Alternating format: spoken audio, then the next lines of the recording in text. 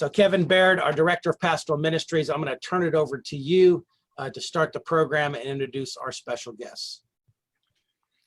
Hey, thanks, John. I appreciate the opportunity to share.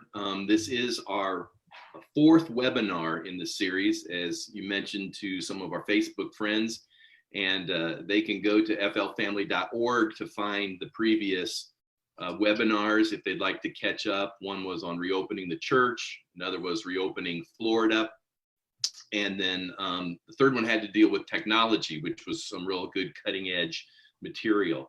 But today we're going to talk about neighboring, and we do have a couple great guests with us.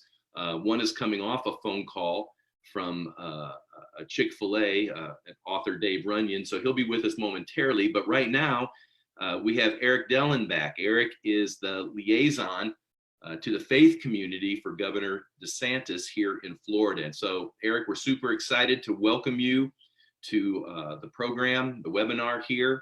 And I tell you what, before we dive into some of the things we wanted to talk about under the neighboring banner, I've had several phone calls from pastors who've been asking me about reopening here in Florida. And they've been waiting on the governor or the state to kind of give them some direction at this point. So there's a little confusion. So I did wanted to give you opportunity because you were in the know. So introduce yourself briefly, and then why don't you take that topic and kind of get us up to date on that? Sure. Just an easy question right out of the gate, right, Kevin? That's yeah. Well, listen, John, thank you so much. And Kevin, thank you so much for having me on. What an awesome topic. I love it. And John, thank you for sharing about your ministry to praying for our legislators and legislative team and our representatives and our senators. That's a beautiful thing that your ministry does. Totally honored to be with you guys today. I couldn't be more excited about the topic, as I think it's more crucial now than ever that we be talking about how to love on our neighbors. And so I appreciate the topic. And Kevin, really, I appreciate the opportunity to address that question. So that's probably the question that I've answered the most for the last 5 weeks, is what it's going to look like to reopen, and now specifically, what are the guidelines for reopening in our state. And if anyone knows a little bit about me, my background is way more in the faith world than it is in the government world.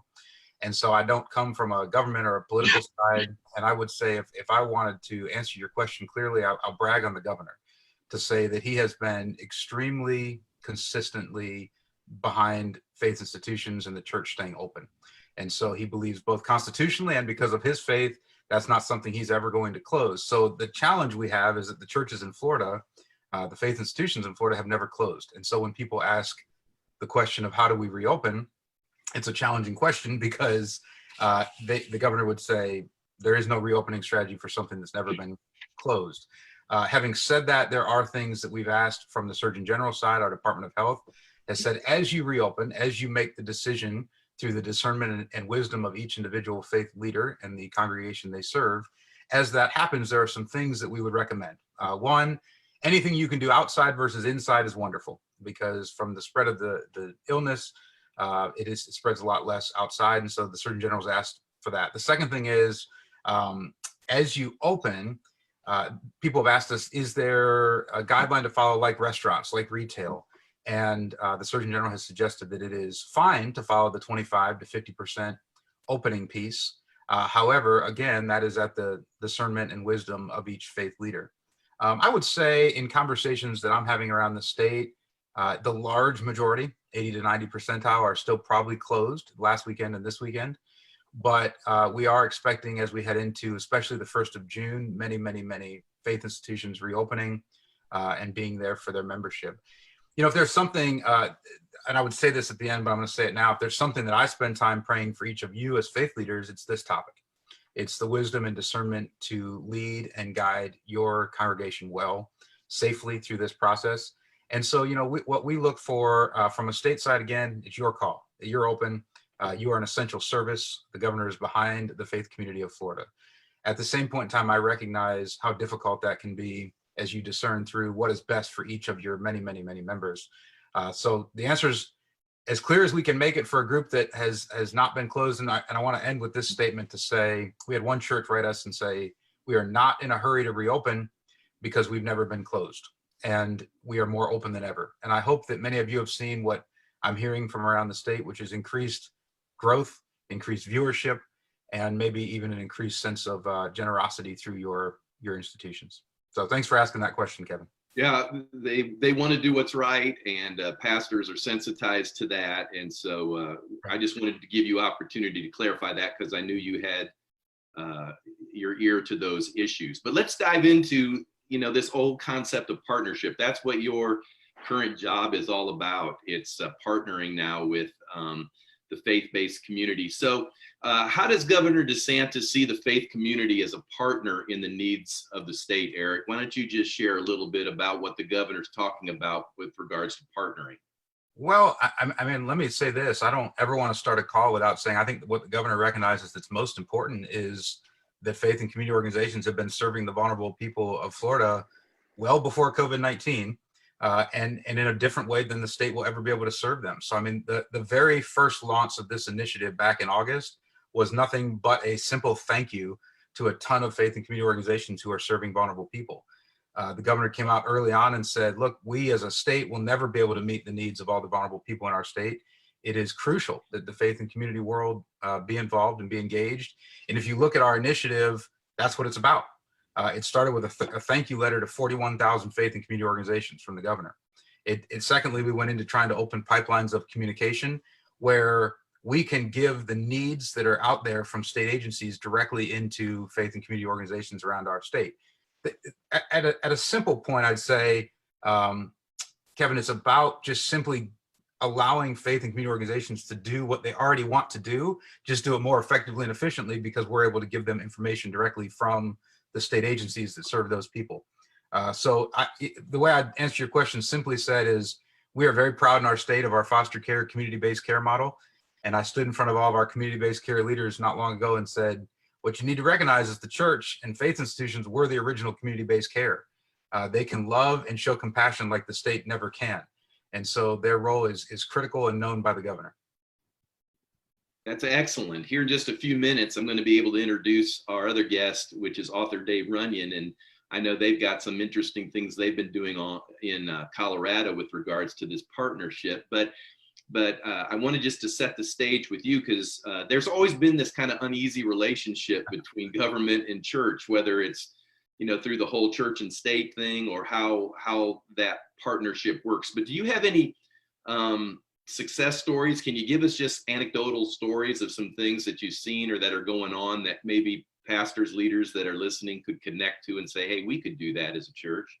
Absolutely. I'll give you one success story is that we are communicating weekly right now with about 35,000 faith leaders. Second success story is we launched the initiative, and I'll say this slowly, we launched a website, faithandcommunityflorida.com. We have 3,500 faith institutions and community organizations sign up and say, here's who we're passionate about, here's who we serve. Well, as you can imagine, once you have a bunch of people who are passionately wanting to serve, we had to start feeding need. And so we've seen everything from organizations producing tons and tons of masks. We had a couple of faith organizations stood up and bought computers for foster children who were standing in line at group homes, 12 kids deep, couldn't do school on a daily basis. We've seen camp properties using their summer camps, faith camp properties using their summer camps to house foster children. A lot of our, at the end of the day, our vulnerable have become more vulnerable. I mean, that's the reality, right? Is our vulnerable have become more vulnerable in this time. And so our faith and community world, I've seen the transfer of some faith organizations supporting other faith organizations just simply financially. And so we have seen tremendous success stories. And maybe the greatest one, just speaking from my own personal faith, is that I love that I'm on calls every day now, and I don't hear about denominations or which faith people are from. I hear about people loving people. And that is a huge success story to me, right? We're no longer as focused as maybe the banner on the front door, but instead how we can serve people. And you're right, there's an awkward tension with the state, but they did, I always tell people they hired a guy who my passion is my faith. And so that should say something for where the governor's at. And all we want to do is be able to feed information that helps faith institutions and churches do what they do already, just more informed. All right. Hey, so I'm a pastor. I'm a leader of a nonprofit that's in this area. Can you give me perhaps like 3 just tangible or priorities that maybe you all are seeing and saying, hey, if you're out there, these are 3 prioritized areas that if there's somebody that can help, because we'll have thousands of people checking this out on Yep. Facebook later, catching our website later. So it's a good opportunity for you to go fishing, maybe for some pastors and leaders to maybe partner in this regard. Yeah, so I thanks for that question, Kevin. I at the end of the day, first we'd love to know who you are and how you serve. So I go back to if leaders can let us know who they are and which organization, which vulnerable populations they're passionate about, we will serve them back. To answer your question specifically, I'm going to start with unity and prayer. I mean, if there's number one thing, and I know that's not exactly what you're asking, but if we could ask for one thing amongst our faith and community partners, it's just a unity and prayer time. Secondly, our greatest need right now, I think across the board, has been food. And I don't want to answer that for each community. I never want to tell a pastor how to serve. I just want to expose them to things that are out there. We have a lot of our, as I said, the vulnerable became more vulnerable in this time.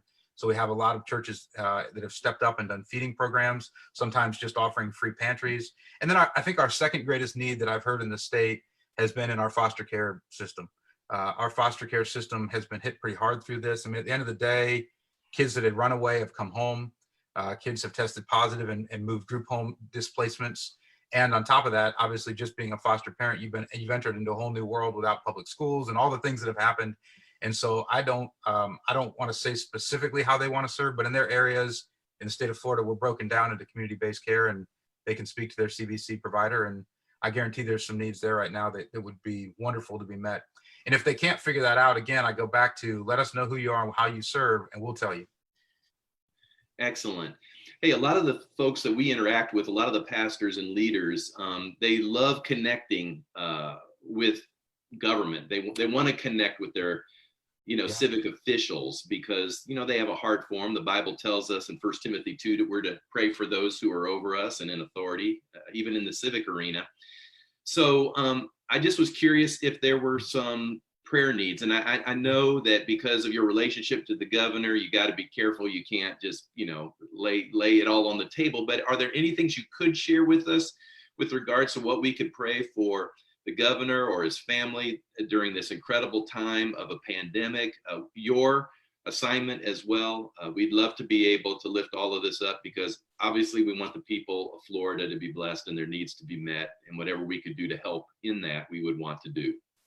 Well, so grateful for that. I mean, at the end of the day, I don't know how I'd be remiss to not name wisdom and discernment as maybe the top two prayers that I would ask for from both our initiative and from the governor's side.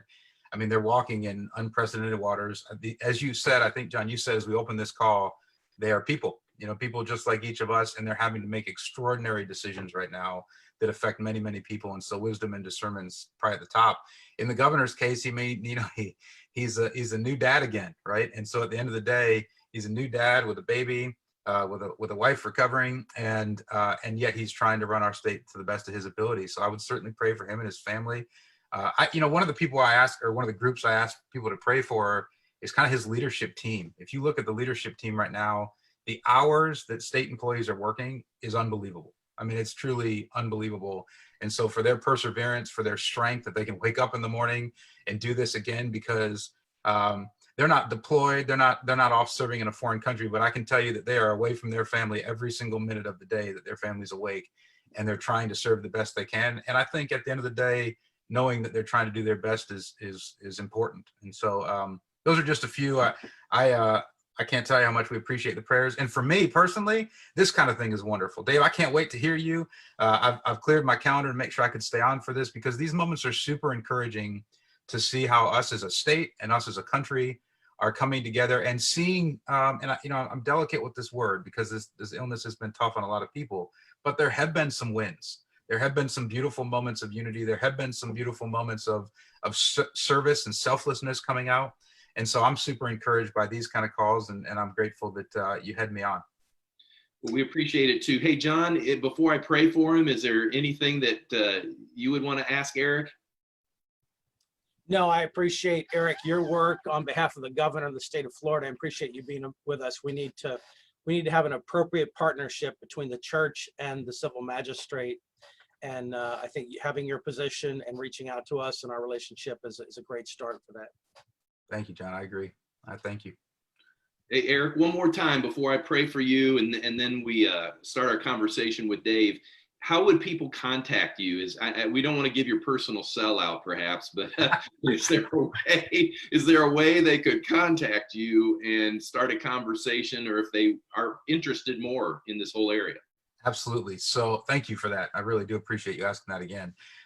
So the website, and I encourage everybody that's a faith leader or community organization leader to check it out, is www.faithandcommunityflorida, all spelled out, no ampersand, faithandcommunityflorida.com.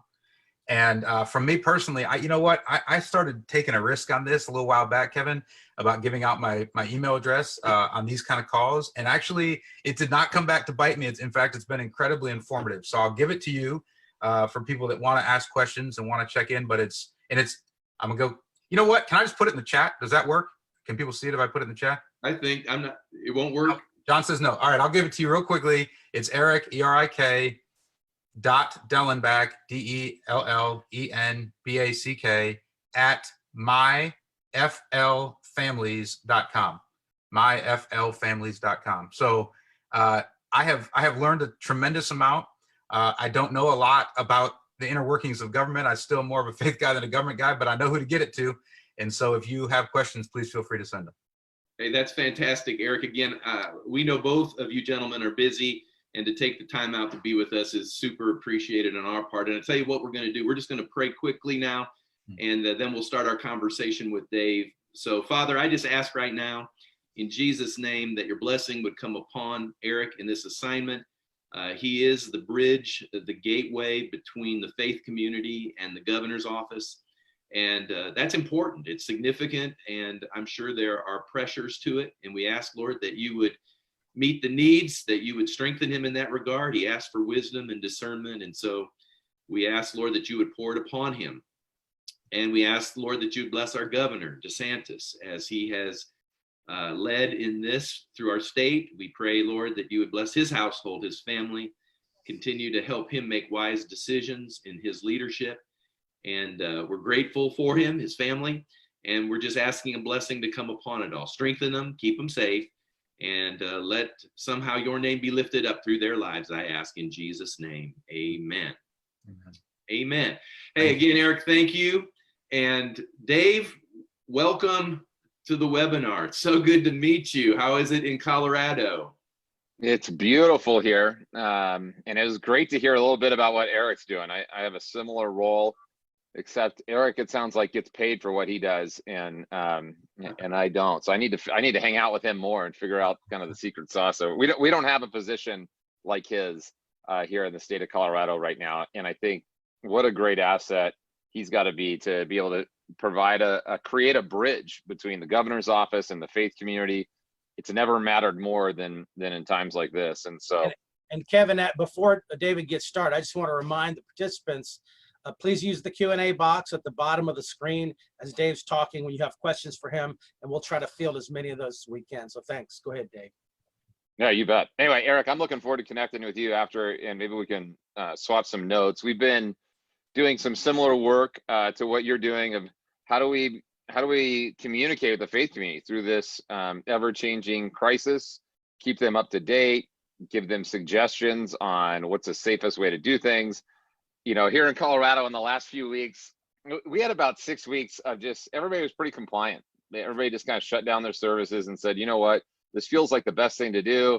Everybody moved to online. The last few weeks, the tides have begun to turn. And so, you know, there are very strong opinions out there on the best way forward. And a lot of these are inside of our own church. I mean, this is a challenge for us as pastors, is you've got a third of the people in your church that have a very strong opinion on one side. You've got a third that are probably neutral. Then you've got another third that have this very strong opinion. And so this is going to be a great test for us as leaders, for our own congregations, and then to really preserve the unity among neighboring churches as well. Churches are going to take different approaches to this. And so I think we're in a real interesting time. My respect for our government leaders and what's on their plate. You know, we're sitting here as pastors going, I didn't get prepped for this in seminary. Well, all of our government leaders are saying the same thing. They're sitting around going, yeah, you know, there was no pandemic 101 at seminary. That's right.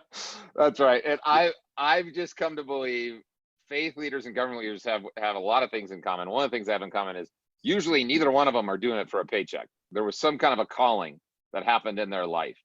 And I think if we can keep that in mind, and to remember that just like a lot of us as ministry leaders had a calling to do what we're doing, a lot of government leaders had a same, conversion moment where they decided to give their life to this. Most of them are just doing the absolute best they can. They're leading in great ways. I let Erik's role as being kind of a Joseph or a Daniel or Nehemiah type role in between, government leaders in the faith community is so vital. And so I'm excited. I can't wait to go check out the website that he just mentioned and be able to learn from a little bit of what's happening there in Florida. Well, Dave, we know that you've written a book, and before we get to that and explore some of the things that you put out there in your materials, why don't we set it up with those that are viewing the webinar, a little bit of your background. As I understand, you've been a pastor. Yep. You've gathered pastors within at least a city arena, and that's being broadened now through the state, and it appears even larger than that. So it seems like your calling is enlarging. But why don't you take a minute and just synopsize real quickly your journey and kind of how you got to the place where you're in this role of helping people or pastors and churches know who their neighbor and love their neighbor. Yeah. So I served as a pastor for 10 years here in Denver, Colorado, worked at 2 great churches. During that time, I was kind of haunted by this thought of like, why aren't the faith community like working together? Why don't we actually just act like we're on the same team? And that prayer of Jesus in John chapter 17 just hit me right between the eyes. And it's not just that he prays for unity in that moment. He prays for unity, and he says, when there's unity, people that don't know God are sucked towards him. And that was one of those things where I just started going to bed at night thinking about that passage, waking up thinking about it. I started to have a lot of breakfasts, lunches, coffees with different faith leaders.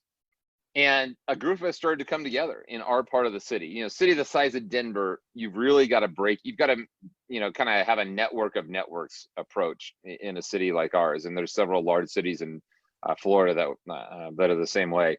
So a group of us started to meet together. We started to have these community conversations. So we were thinking, all right, let's serve the city together. And then we were thinking, well, what's the smartest thing we can do to serve in our community? And so we started to have these community conversations. We'd bring in the police chief, the city manager. About 10 years ago, we're sitting in a room with our mayor. And we'd always ask the same things. And we called them community conversations. We'd want to get to know our civic leaders, story. How did they end up where they are? Get to know them on a personal level a little bit. And then we'd always ask them, all right, if you could wave a magic wand and change something, what would you change?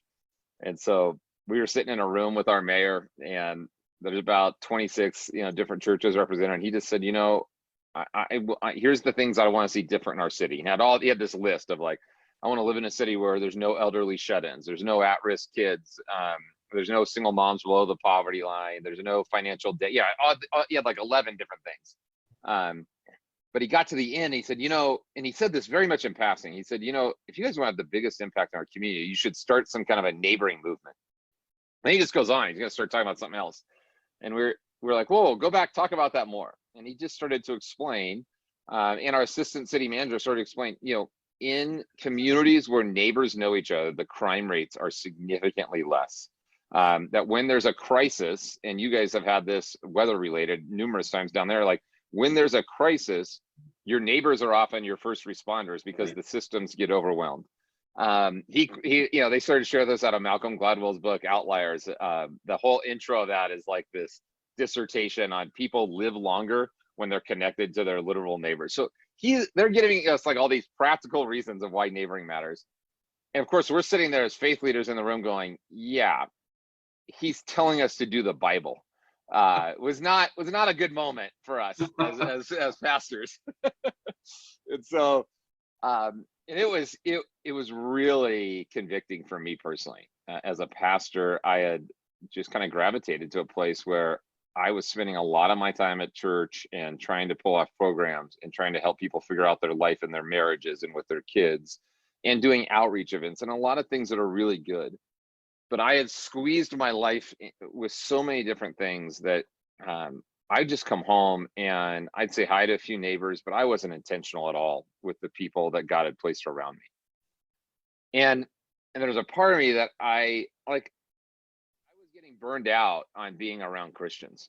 I don't know if most pastors have probably had this happen to them. You get into ministry because you have a calling and you want to be able to do life with people and talk about your life with God. And then you know, after being on staff for 10 years, like I had just gravitated to a place where most of my close friends thought about the world the exact same way that I did.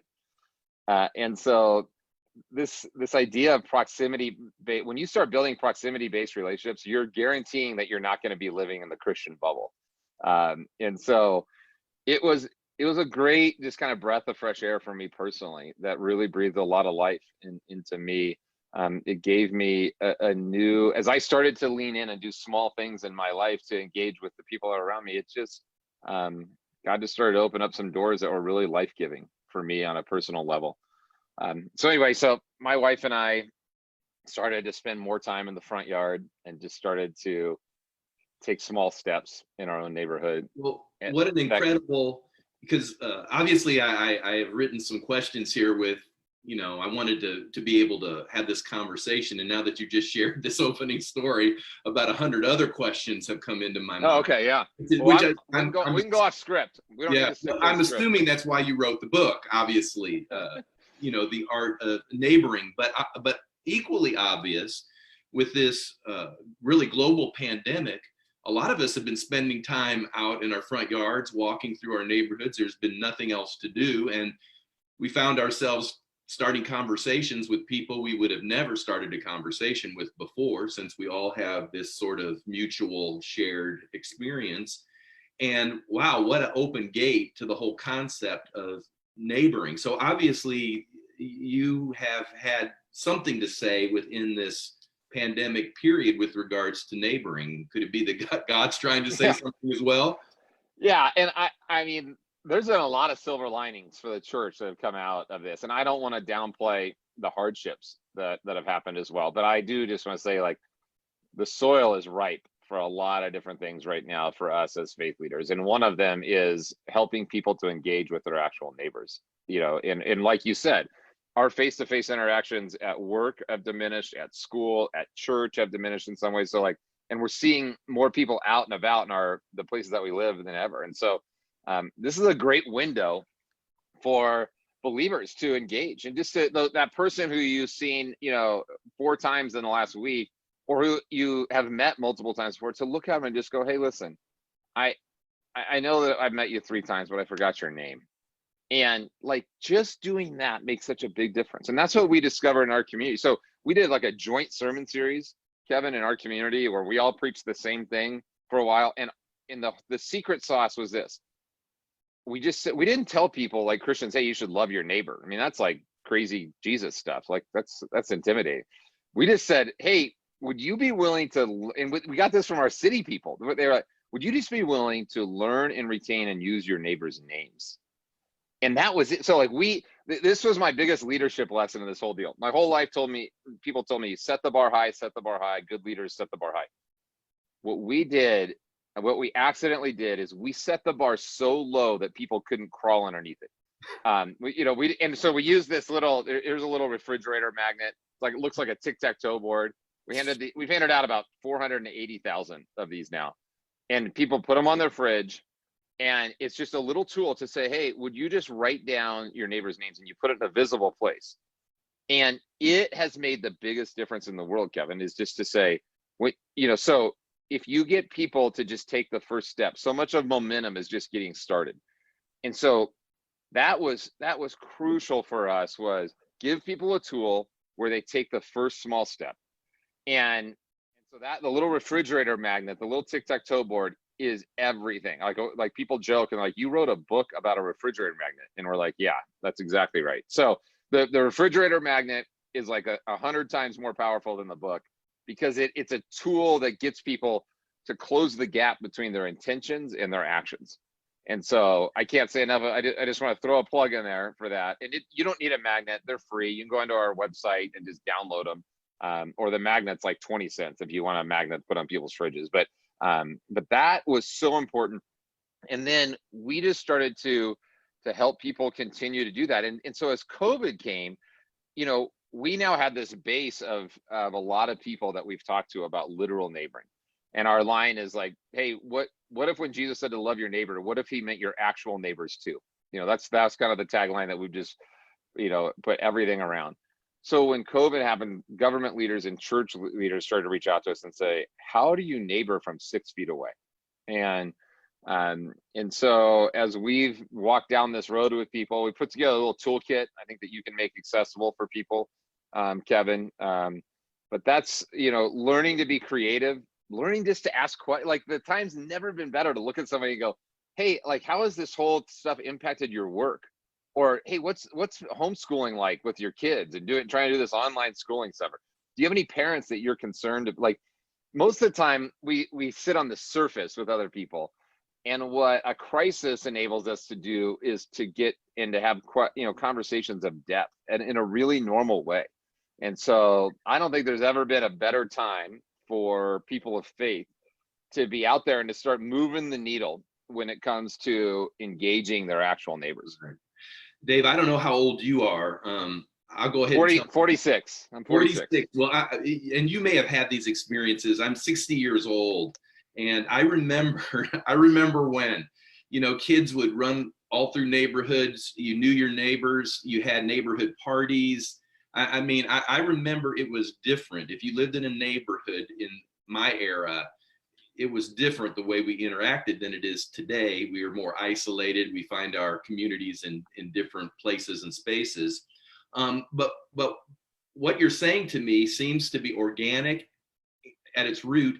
But how have you found shifting mentalities? Because churches kind of revolve around programs. It revolves around sort of a set pattern or process that you move through the community. And what you're basically suggesting is, hey, get out of your house and go say hi to your neighbor and start, opening the door to life.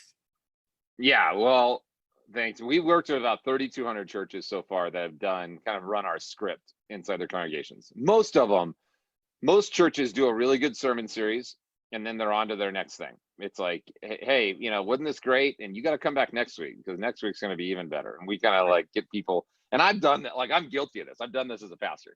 So, but there's about 15-20% of the churches that will come back, and they have baked this into the DNA of their congregation. And we started to ask those questions of like, what are the common characteristics of churches that build a value around literal neighboring and not just a program? And so the three things are this, with the common characteristics of churches that create a value around this are, number one, senior leadership is actually taking steps in their own life. I mean, it's that simple. Like, and so if senior leaders like actually just go, yeah, this neighboring thing sounds like a good sermon series, but it doesn't actually hit their street and what they do, then it doesn't last. That's good. Number two, you have to say the same boring thing over again, which it takes a lot of courage in our church world to keep saying the same simple thought, not boring thought, by the way, that was bad verbiage. The same simple thought, which, by the way, the Bible does a lot. The Bible hits up on this love your neighbor thing a lot. The Bible doesn't seem to shy away from saying the same thing over and over again. And so it takes courage as a pastor to stand up and go, hey, listen, if you're going to be part of our church, we want you to be a great neighbor. What you do in your front yard counts. It's just as important as being a greeter or being a volunteer in the children's ministry or being on the elder, like to just raise the value of literal neighboring and to say, this is real ministry. That's a big deal. And so saying that same thing over and over again, that is how you build DNA. That's how you build value. The third thing is, churches that tell stories are the ones that really allow this to live on and to continue to tell stories of people doing small things that make a big difference. That's the key with neighboring, is like learning somebody's name. That takes you for that person from a stranger to an acquaintance. That's a small thing that makes a massive difference. Leaning in and just asking a question, borrowing something from a neighbor, that's a small thing, but there's an exchange of dignity that takes place that makes a big difference. Looking at somebody, admitting you don't know their name, checking in on an elderly neighbor during a time where a lot of elderly people are anxious and nervous about what's happening in the world. We might not think that we might not see those as massive ministry moments, but they really are. Yeah. And so, so those are the things that I encourage leaders to think Hey, about doing. I've got to ask this question because this is how it works. I know in ministry is that the neighboring concept obviously is rooted in an unselfishness. In other words, we get out of our own zones, we Yeah. go to our next door neighbors, we reach out, we get out of our comfort zones. I think I know the answer to this question. I suspect that there's as much reciprocal benefit to those of us who start the attempt to neighbor as those who receive our neighboring efforts. 100%. Like the way that like this has changed my own life and my kids' lives, you know, it's like marriage. Like I there's nothing that's happened to me in my life that's helped me to like become a more loving person than being in a relationship, being in a marriage relationship. I mean, God's used it to polish off a lot of my rough edges and to change me in a significant way. And the same has happened in my relationships with my neighbors. And I think it's like one of those things. It's like you take the mission trip thinking, oh yeah, here I am, I'm going to go over and serve. And then you always get on the plane coming back and you're like, holy cow, I just got my butt kicked. Yeah. And so Yeah. that's been my personal experience with my neighbors as well. We know, I suspect it's because of my religious background as well, but I find oftentimes, because we didn't run into your book or some of your concepts till I started kind of fellowshipping with those in other states that sort of have my mutual position, but we've been just doing it on our own because we just didn't have anything else to do during the pandemic. But what we found out is that we call them providential moments or divine moments suddenly just spark, and suddenly there's this simple interaction and you find God in the middle of it in some unique and sometimes supernatural way, if I could throw that out there. It's just been amazing. Yeah, I just continue to be reminded. Like I just keep thinking to myself, Jesus is smart. And like maybe when he gets asked to boil the entire text down to one thing, is it possible that he's given us a really simple strategic plan that if we all did it as believers, it would change the world overnight? Yeah. Hey, And Dan, the only problem is that a lot of us have figured out a loophole in like considering our actual neighbors, the people that Jesus was talking about. So like because in the story of the Good Samaritan, anytime we care for the person in front of us, no matter who it is, where we are, we're neighbor. Like in Jesus's economy, the stuff we do overseas is loving your neighbor. The stuff I do at the rescue mission, I figured out a way to live my life in which I could choose how I wanted to love my neighbor. And so like I was doing all these other things that clearly in Jesus's economy is loving your neighbor. But I filled up my life with so much of that then I got, now when you say this out loud, it sounds dumb. But if you just drift into it, that's what, it's easy to do. Like, I filled up my life with things that I'm going to choose ways I'm going to choose to love my neighbor. So then that sprinkles magic fairy dust over my neighborhood, and Jesus wasn't talking about them. So don't say that out loud, because then it'll like expose you for how dumb it is what you're saying. But like, right. I lived like that as a pastor for a long time. As a pastor, I lived like that, and so and I think that's the way a lot of people live as well. So hey, anyway, go ahead, John. Yeah. This is such good content. I want to encourage those of you that are listening via Facebook or directly on the Zoom webinar. Can you please help us by taking out your cell phone and going to the Florida Family Policy Council Facebook page and just sharing this? We'll exponentially get this word out so much farther if you can do that for us right now. And Dave, I just want to ask you, so I've been meaning for some time, and I'm now getting motivated. I'm actually going to do this. I'm going to do like a little block party where on a Sunday night, we're just going to say, hey, bring a table out, and let's just all, with proper social distancing, bring something out, maybe bring some snacks out that everyone can share, and just kind of let's walk around and just, we live on a cul-de-sac, so it's kind of easy and it's confined. I mean, what are some other practical things? That card was amazing. I'm going to download that and print it out and hand it out. But what are some other small practical things people can do to just initiate relationship? The biggest thing, John, is spend time in your front yard and be interruptible. Like this was hard for me as a pastor. Like, I mean, my neighbors for a long time experienced me as somebody who was rushing off to the next thing always. Wow. So being a person who lives at a pace at which you're interruptible is a big deal. And so I think, and being visible, like I bought my house because it has an awesome backyard. Or, it's not awesome, but it's like, I think it's pretty good. But we hardly ever spend time in there anymore because when you're around your front yard, you know, you just allow space and margin for God moments to happen. And some of those God moments, they're small. They don't feel like God moments at the time, but it's just, it's that next step in being connected to the people that you live around. And so that's the big, you know, so learning the name and remembering the name and using name is a big deal. Being present, just being visible in your neighborhood is a big deal, because all of a sudden, if you're a person that's visible, people start coming to you, and it creates access for you to go to them and to ask for help. Be curious about the things that your neighbors are passionate about. You know, my neighbor over here on the side, you know, he's got one of those yards that looks like the fairway on a golf course. And I remember going to him, and in my yard, I have 4 kids, and so my yard doesn't look like that at all. And I remember just a few years ago, I went to him, I'm like, hey, Rod, help me figure this out. Like, help me make sense of this. And he just came alive. He just like started to share with me everything he does from like January to December. And it was like an 8-minute sermon from him on lawn care. And I remember him getting to the end of that, and I remember thinking to myself, this totally isn't worth it. But I didn't say that out loud. What I said to him was, you know, but just, I gave him space to share something he's passionate about just by asking a simple question. And I think so many of our neighbors, we see them out and they're working on their cars, or they're always have their golf clubs over their shoulder heading to the golf course, or they're gardening or whatever, like just doing something small, like asking a question about something that you know somebody's passionate about, makes a big difference. And so I would encourage people just to be curious and to ask thoughtful questions of the people that live right around them, that allow them to share those things. So, so those are, and it's, you know, this stuff sounds so simple, but what we've learned is it's really potent. And I'm sure, you know, Erik, you know, has watched from the government level. This makes sense. Every city I've ever been to, every state I've ever been to, when you'll find government leaders that are drinking all the Kool-Aid with neighboring, because they've seen the byproduct of it. They've seen what happens as a result.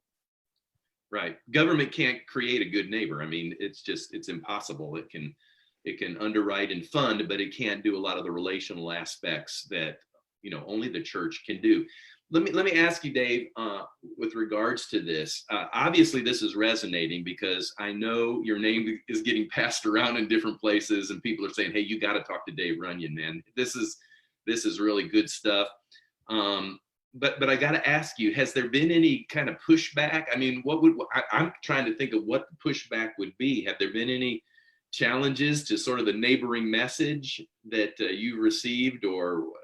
Yeah, I mean, I'm just curious.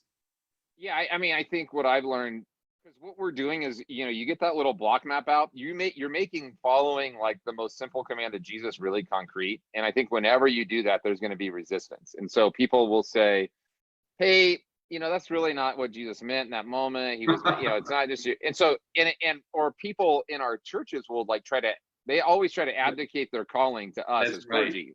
You got to know. You got to know the Greek for neighbor. If you really knew that, right, it would make all the difference. Which, here's the irony, Kevin, in the story, that's what the guy does. The guy is like this religious teacher, and he goes to Jesus and says, hey, what's the most important commandment? How do I inherit eternal life?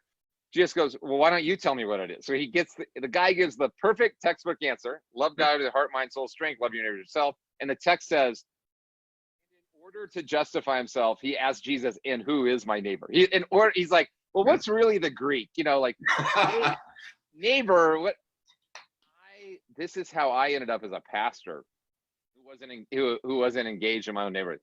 Is I took that story and like this, like, who is your neighbor thing in the story of the Good Samaritan, and I somehow just kind of twisted it into like everybody. I made this like little mental jump into like everybody's my neighbor, and I'm a pastor. I'm kind of just loving my neighbor all the time. And when you do that, that's how you end up not knowing the names of the people who live like 40, 50, 60 feet away from you. And God waking me up to that has just been a gift. And like the stuff that we're doing with our book and our story is so basic. I mean, everywhere I go, people are like, that's it? I'm like, yeah, I know. It's embarrassing. It's like so simple, but there's power in actually doing the simple things instead of just putting them on t-shirts and bumper stickers of like, love your neighbor. Like, there's a reason why the idea of love your neighbor is so popular. So there's a reason why a lot of us have become so inoculated to it, is because it's good. And we hear it a lot. And the things that we hear a lot, it's easy to actually like go, man, that's such a good thought. Wow. Man, that Jesus, that was such a good teaching. And then to not do them.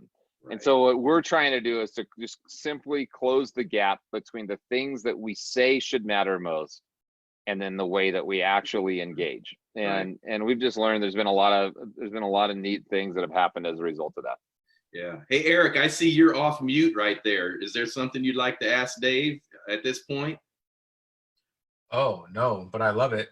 You know, there's a philosophy, Dave, that so my past, I ran the Tim Tebow Foundation for about 10 years, and we launched a little Night to Shine prom for people with special needs. And what we found was that I live by this philosophy. You at the end of the day, you can't unsee what you've seen, right? And so just the exposure to something, I guarantee almost every person on this call and following right now feels that when I say it. They're like, oh yeah, there was that one moment when I was exposed to that one thing and I couldn't shake it. And so I love what you're saying. I think just being exposed to what your neighbors are going through, what their life is like, it gets in your very fabric. And John, you said it earlier, proximity matters. You know, proximity matters a lot. And I know mine was amen. I'm with you. I think what you're talking about is awesome. Nice. Well, you probably know Peter Tebow as well. He's out here in Denver now, and a dear friend as well. So I'm sure we have a plenty of overlapping connections on a number of different levels. So anyway, you know, John and Kevin, I can just say this: what you're doing is bringing faith leaders together and helping them think big picture and helping them really dream about unity and about how to get smart about how they're serving and mobilizing together. I think it's one of the best things that we can do. And I think this moment that we're in, this crisis, has created some great opportunities for us to do that and to do it well. So I'm really encouraged about the work that both of you are doing.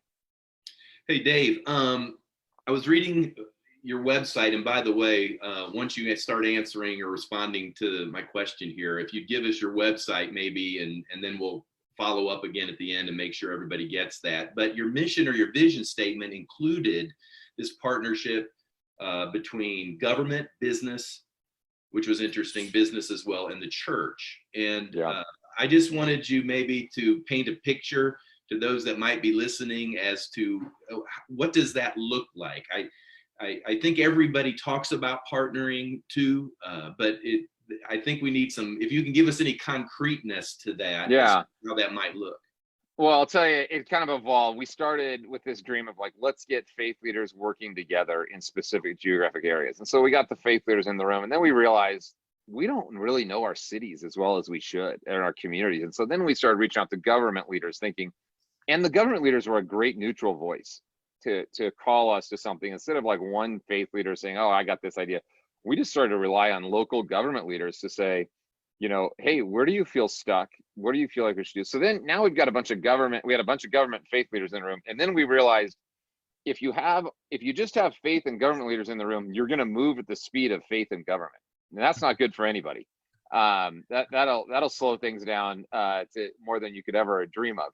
So we're like, why don't we get some business? We got some kind of entrepreneurs in the room, some business leaders in the room, and they just move on a dime. And so they move too fast sometimes, actually. So we started to have, and what happened is we started to become friends. And so the relationships, it became less about what initiative are we doing with, church and school partnerships or neighboring or whatever. And it became, all of a sudden we had people in the room between these faith and government and business leaders who cared about the community and who were starting to get to know each other. And that for us has been so valuable. We've been at this for about 15 years now. And that piece of the puzzle has just flourished and blossomed, and it's led to things that we had never dreamed about. And so that's kind of how we ended up with a three-legged stool of faith and government and business leaders. Excellent. Hey, now let's make this connection. How do you connect now neighboring? I understand it was one of the imperatives that Jesus gave to us to love your neighbor. Right. But you've been in church life and understand the gospel. How does the gospel, aside from just being, hey, I got a great next door neighbor, I've got someone that cares about me, checks on me. Hey, can you start making the connection between actually the gospel and sort of maybe the evangelistic imperative to the neighboring movement? Yeah, this has been one of our big learnings over the last 10 years we're in churches. So I got into this and I secretly was thinking, I'm like, this is just going to be an incredible kind of evangelism tool. That was like my first thought. And then we started to watch churches roll this out. And what we started to realize is if you go into this thinking it's about evangelism, it almost never is. But if like, there's just most people that don't have a relationship with God. Like when a Christian like has some kind of agenda or ulterior motive, it feels weird. They sniff it out and it's just not very attractive. But when you go into this realizing this is a discipline, this is a way that like, this is a practice that Jesus invited us to do. And the question we like to ask people is, if you know that your neighbor is never going to take a step towards God in their entire life, do you still think Jesus' command to love your neighbor stands? And we all go, yeah, of course it does. And what we realize is when people think about this as a discipline, and when people really go in without an agenda and without ulterior motives, then it creates soil for me to get to know the person's story who lives across the street, and that creates a desire for them to get to know my story. They start to look at me and go like, hey man, I see you back your car out of church every Sunday and head out to church. Like, what is that? Or they lean into us as a pastor and like, you used to be a pastor? Are you serious? Are there other pastors like you? They start they end up out of relationships inviting us to share our story and to talk about the things that we believe in, the things that we love. And that, for me in my life, has been the greatest way to share about life with God. Or, I think one of our greatest apologetics right now is around margin. Like most people in our world, Christians and non-Christians, they're living at a pace that they don't like. And they tell themselves, everybody lives like this, but then they go, this stinks. Like, there's got to be a better way to live. And they're like, well, I can't fall behind, or like in 3 months, it'll get better. Like, I just got to get through this season. And, we justify all these ways that we're going to live at unhealthy pace. What if we as believers were able to say, hey, like, I'm trying to model this in my own life, to live with health. Like when I'm working, work hard, and when I'm not working, not work. I'm trying to like live this out, and then to be able to like look at my neighbors and to go, and it's for them to see something attractive about the way that I'm living that's countercultural, and for them to be able to say, hey, like, I noticed like you guys just kind of seem to do things differently as a family, or maybe it's more convicting. And sometimes my neighbors are like, hey, like, this sports thing for you guys seems a little out of control. Like, it's sometimes it's convicting, and so it works both ways. It's a double-edged sword. But I just have found building relationships. Like I hope that we as believers, I hope we all share the things that we love. Like if you have like, if you love cars, that's going to leak out of you. You're going to talk about cars a lot. If you love Jesus and love God, that should leak out of you in normal ways. You should share that with people, because it's something that you hold deeply and that you love. And so what we found is when people think about this as a discipline, it creates all kinds of opportunity for people to share the gospel with others. When they go in thinking this is like my tool to share the gospel, it gets weird. So I don't know. Yeah, no, that's my thoughts. Yeah, they're excellent points to be made about the faith being more than just a method of outreach, but the faith is actually something we live. It's a life reality. Hey, we're coming around, and I don't want to downplay the value of like sharing our story and the gospel with others. I hope people don't hear that. No, cool. I didn't take it that way. Hey, we're coming around the bend on a couple of things. I want to make sure those that will be listening, number one is we need to get your website out there. Oh yeah. Do a little shameless marketing for just a moment and tell us what resources that you have available. Obviously, if you're 15 years into it, there's some things we can learn. And what is it that you do? Do you travel now? Do you speak? Do you go to churches? Do you go to business organizations? Kind of tell us how all of this is translated into life for you. So a couple things. So artofneighboring.com is the website, just artofneighboring.com. We've tried to make everything we can free on that website. So there's a number of great resources there's a sermon series. If you want to roll the sermon series out, if you just want 3 weeks of like not having to prep stuff, is a great way to do it. So just use it, do whatever you want with it. It was created by about 25 pastors. We all did it together. So there's a small group study on there. Right Now Media just released like a free 4-week small group deal. So if you're looking for online content, if your churches aren't meeting again, you can do that. There's the thing I'd recommend the most, there's a cheat sheet on there. It's called like a cheat sheet for pastors. It's pretty much everything we've learned from working with churches in the last 10 years. So all that stuff's free. If you want to buy some books or some refrigerator magnets, you can go onto the Art of Neighboring site as well. So yeah, I spend my time, my time's kind of doing some different buckets. So I do a lot of the neighboring stuff. I've traveled out there and been to Florida a number of different times with different groups of churches. There's Eddie Copeland is down there in South Florida. And they're doing a Church United deal down there. So I've spent time with some of his leaders, the National Christian Foundation out there. Jacksonville has some great stuff around different faith leaders working together. So we've been out to Florida a number of times, just encouraging groups of churches and asking this question, like, what if Jesus meant your actual neighbors too when he said to love your neighbors? So I love a lot of the unity stuff that that John, you and Kevin have been a part of, and others have been a part of in Florida. So it's really, really cool. To watch what's been happening. And so yeah, I travel, and then I do the stuff here in Denver, just helping leaders work together. Excellent. Hey, so if they wanted to contact you, they could go through the website and all the contact information is there to be able to reach out to you. Yeah, sure. Or since Erik was insane enough to throw his email out there, I'll do the same thing. It's D Runyon, RUNYON. So D as in David, Runyon, RUNYON at cityunite.org. CITY unite.org. So feel free to email me as well. Yeah, this was exceptional information and stuff, Dave. Appreciate you taking the time. Just want to ask our other panelists if there's anything that you'd like to ask, share, comment. I want to give some moments to the others. Yeah, so Dave, one of the things I talked about early on, and I think our actually panelists missed it, it's only a Facebook comment, was that, you know, in law school, I read a book by John Frame on medical ethics. And one of the principles he talks about is that the closer in physical proximity you are to another human being, the greater the duty is that we have as Christians to be concerned about who that person is and caring for them and knowing them. And so I thought that was a fascinating thing to think about in the scripture. You know, first our families, you know, if you don't provide for your own family, worse than an unbeliever. The Good Samaritan is a picture of that. And, you know, and now obviously some of us will be called, our brother Ravi Zachariah just passed away, to worldwide ministry. But for most of us, it's really about who is closest to us.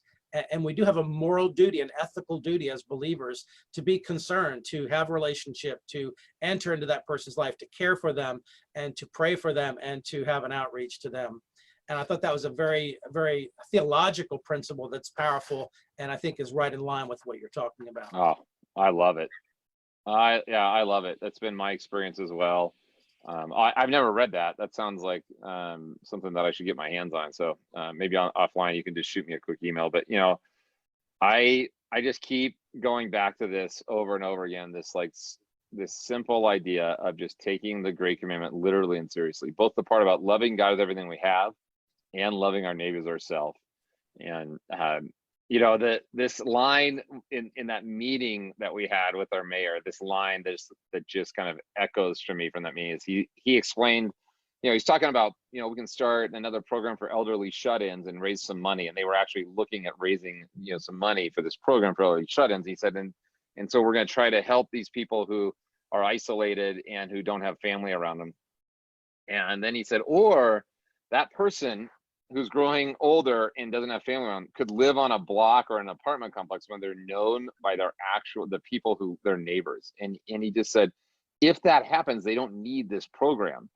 And he said this beautiful line. He said, what we're learning at the city level is that relationships always trump programs. And I mean, that line from 10 years ago is still just echoes in my ears, is that and it's true, relationships trump programs. And that goes for, and government leaders always tell me, like, yeah, that's right. And it's church leaders tell me the same thing. That's actually right. We all know this intuitively. The question is, can we help mobilize people around that thought? So, Hey, Dave, I know that this is a very controversial topic, but homeowners associations, have you yeah, had stories or people that have used those HOAs as a springboard for further relationships other than these business relationships about whether your lawn's kept beautiful or not? totally. Oh no, I've heard of beautiful stories of people saying, you know what, if I'm going to be a good neighbor, I want to get involved, and I'm tired of having like this toxic board. I'm going to try to go in and be a peacemaker in something where there's a lot of tension and anxiety. And sometimes it doesn't go great. You know, sometimes you're like, wow, this system was so toxic, I couldn't actually make an impact. But other times where kingdom people are hurling themselves into situations like that, and they're actually able to help change a system to make it a more caring system instead of a system that's just looking to be to penalize people. And so no, and what happens is you get on one of those boards and you just start to get to know the other people that care about a community. And so I think it's great. I think it's a great avenue. I see Jim Morgan's on here with his, Jim's great. Looks like he's a big fan of what you guys are up to. Meet the Need and some of the stuff they're doing with Love Your Neighbor is great as well. So one of the things I think that's a practical thing that folks can do also is to just, we have a cul-de-sac and we get everybody's emails and cell phone numbers. And so like during the hurricane here in Florida, we had this moment where we just said, you know what, hurricane's over. Everybody was in their yards cleaning up. And it was just such a beautiful thing. We said, let's have dinner tonight. And we all kind of gathered in the middle of the cul-de-sac, brought our grills out, had our best food. We had like this buffet and this kind of neighborhood potluck outside. It was beautiful. There was a rainbow out. It was just this moment of just amazing relationship. And but to be able to have a group text, especially in times of emergency. I mean, if there's something huge. In Florida, we have hurricanes, people have floods. It's just something you can do.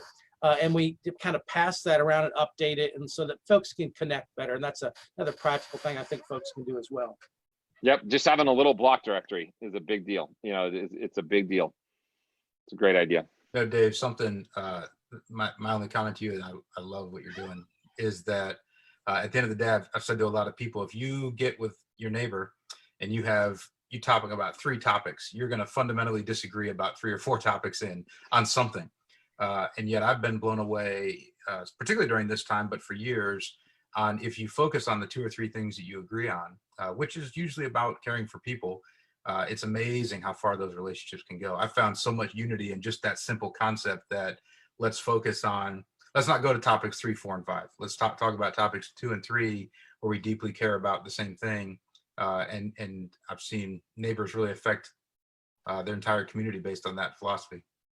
I could not agree more, Eric. And we are living in this time when everything is so polarized, and it's, you know, it's easy to drift into these little silos where the people that you spend time with think the exact same way that you do about politics, about religion, whatever it is. The antidote to how polarized everything is right now is building relationships with people who have differing views than you do. I mean, like I've got a neighbor down here that is like fanatical, like, and he's just like, and like all he wants to talk about at times, when I first met him, was you know, he's a libertarian in guns. And so I was like, hey, cool. Like, and I'm not against that at all, but I'm just not as fanatical as he is about those things.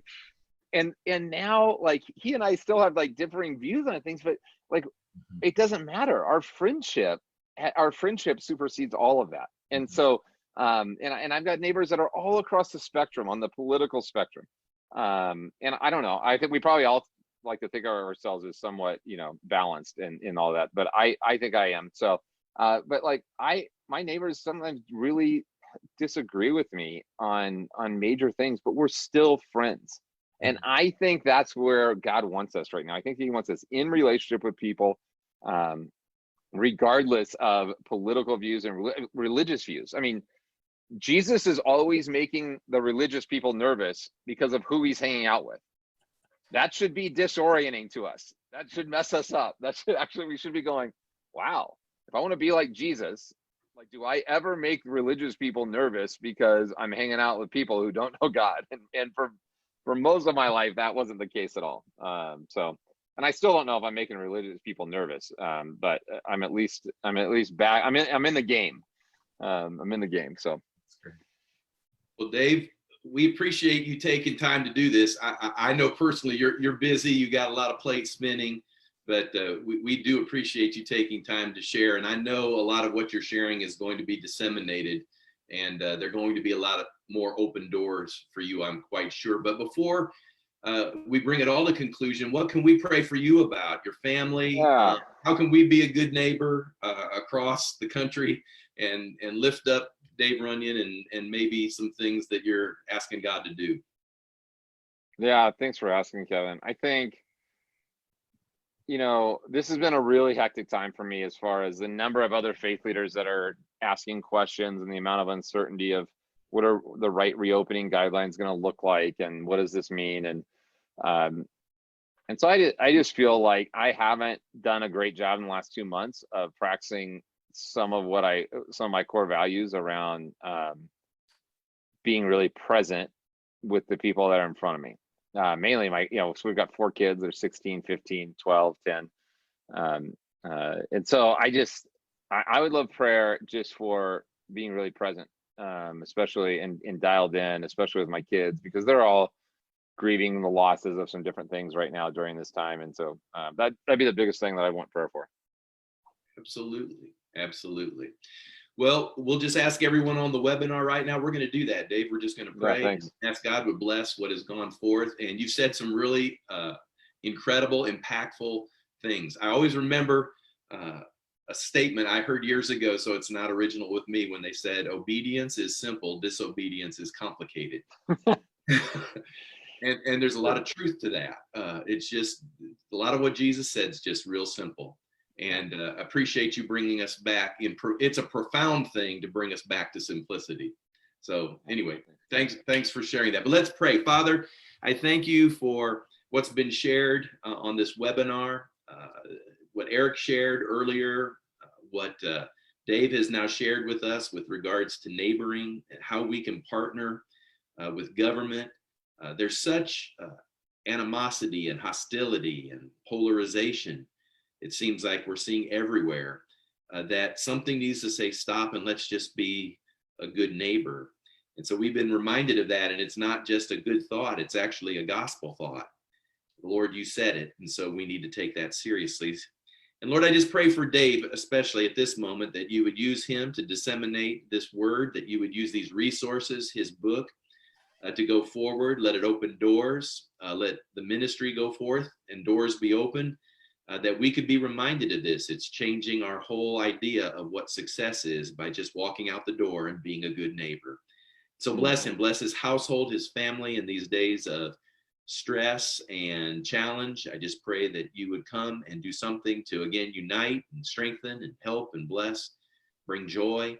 And Lord, thank you for this moment. Thank you for these new connections. And through it all, may your name be made great, most of all. In Jesus' name, amen. Amen. Amen. And just a couple of announcements before we go. Again, check out covidchurchaid.org for information about the CARES Act. There's still millions of dollars that are available to churches and nonprofits that have not been spent, literally hundreds of millions of dollars still available out of the CARES Act provision from Congress. We have resources on how to reopen your church. We have model plans that denominations and other churches have put together. That's at covidchurchaid.org. And anything we can do to serve you in this crisis, please let us know at info@flfamily.org, info@flfamily.org. We want to be a service to you. Again, gentlemen, thank you for being with us, Erik and Dave, and God bless you as you do your work. So thank you for being with us today. Take care. Thank you.